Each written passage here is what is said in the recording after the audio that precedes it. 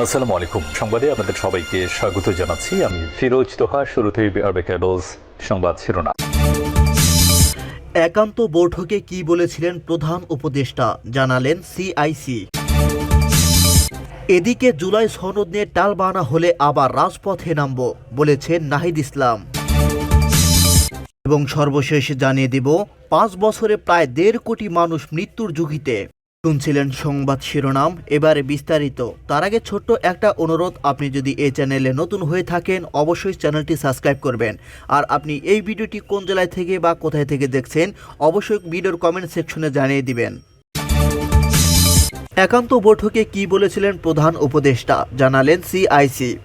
প্রধান উপদেষ্টা ডক্টর মোহাম্মদ ইউনূসের সঙ্গে সৌজন্য সাক্ষাৎ করেছিলেন প্রধান নির্বাচন কমিশনার সিআইসি।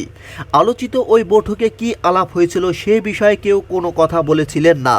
অবশেষে আজ মঙ্গলবার নির্বাচন ভবনে এ বিষয়ে সাংবাদিকদের প্রশ্নের উত্তর দিয়েছেন সিআইসি এ এম নাসিরউদ্দিন বলেন, প্রধান উপদেষ্টার সঙ্গে এটা একান্ত সৌজন্য সাক্ষাৎ ছিল, ফরমাল কোনো বৈঠক করেনি।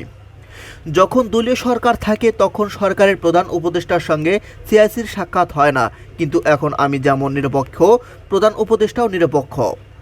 তিনি আরও বলেন, এই মুহূর্তের নির্বাচনের আলোচনা কেন্দ্রে সভাপতির কথা প্রসঙ্গে নির্বাচন নিয়ে আলোচনা হয়েছে।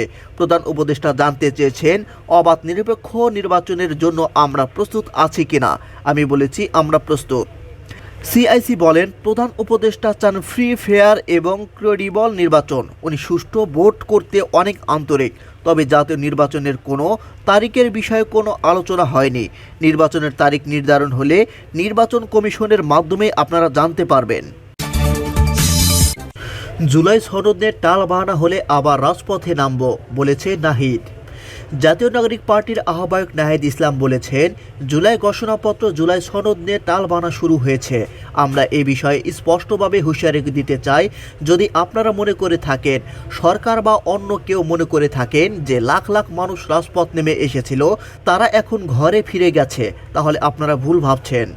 মঙ্গলবার সকালে রংপুরের পীরগঞ্জে শহীদ আবু সাঈদের কবর জিয়ারতে ও শ্রদ্ধা শেষে সাংবাদিকদের সঙ্গে আলাপকালে এসব কথা বলেন তিনি। এরপর বিচার বিভাগ সংস্কার ও নতুন সংবিধানের দাবিতে জাতীয় নাগরিক পার্টির জুলাই পদযাত্রা অংশ নেন নেতাকর্মীরা।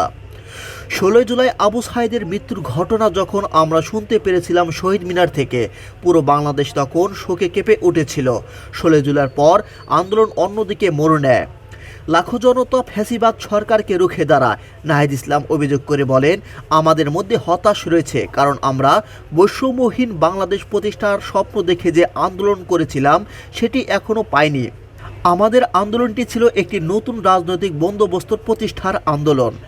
জাতীয় নাগরিক পার্টির সদস্য সচিব আক্তার হোসেন বলেন, আপনারা সকলে জানেন, হাজার হাজার মানুষের জীবনের বিনিময়ে যে নতুন বাংলাদেশ আমরা পেয়েছি, সেটি গড়তে অবশ্যই পুরাতন কাঠামো ভেঙে নতুন বন্দোবস্ত করতে হবে। 5 বছরে প্রায় 1.5 কোটি মানুষ মৃত্যুর ঝুঁকিতে, বলেছেন ল্যান্সেট। বিদেশে মানবিক সহায়তার জন্য মার্কিন তহবিলের বেশিরভাগ অংশ কমাতে ডোনাল্ড ট্রাম্পের পদক্ষেপে 20 থেকে 30 সালের মধ্যে 1,40,00,000-এরও বেশি মানুষের মৃত্যু হতে পারে। সোমবার দ্য ল্যান্সেট মেডিকেল জার্নাল প্রকাশিত গবেষণায় এমন তথ্য বেরিয়ে এসেছে। খবর বিবিসির। গবেষণায় দেখা গেছে, এই পদক্ষেপের ফলে অকাল মৃত্যুর ঝুঁকিতে থাকাদের মধ্যে 1/3 শিশু। মার্কিন পররাষ্ট্রমন্ত্রী মার্কো রুবিও মার্চে জানিয়েছিলেন, আন্তর্জাতিক উন্নয়ন সংস্থা ইউএসএআইডি 80%-এরও বেশি কর্মসূচি বাতিল করেছে ট্রাম্পের প্রশাসন।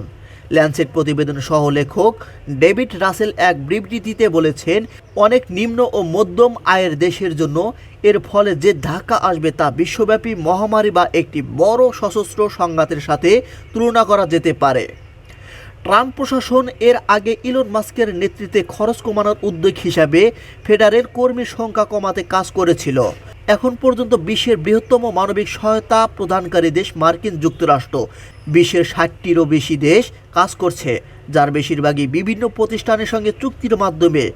রুবিও বলছেন, মার্কিন পররাষ্ট্র দপ্তরের অধীনে এখনও হাজারটা কর্মসূচি রয়েছে, যা কংগ্রেস পর্যায়ক্রমে আরও কার্যকরভাবে পরিচালিত হবে। প্রিয় দর্শক, এই ছিল আজকের এই ভিডিও। আপনি যদি এই ভিডিও সম্পর্কে কোনো মন্তব্য করতে চান অবশ্যই কমেন্ট সেকশনে জানিয়ে দেবেন।